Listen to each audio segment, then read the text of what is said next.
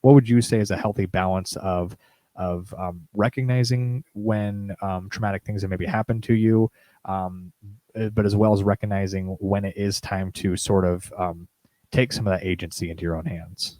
Oh yeah, I mean, I think the Bible's ripe with the idea that pull it up by your bootstraps only works when you have done something wrong and you have the ability to repent.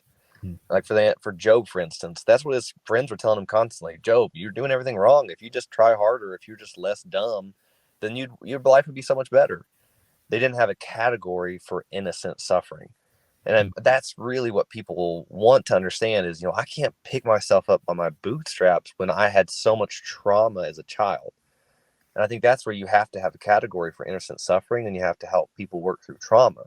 Hmm. But then, of course, you do have the people who there is no trauma, there is no struggle. It is literally just they don't have what they want. And they thought if I could whine and complain enough, then I could get it.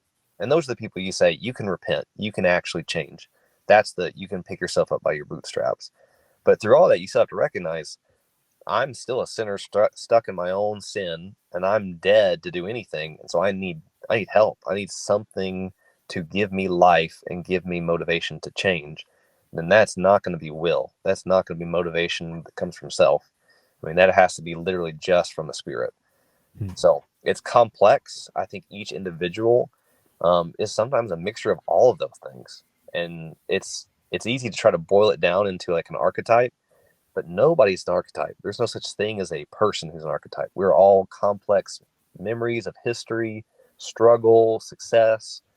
And so I think really just getting to know a person, loving them, I mean, that's really what I think people need most. Hmm.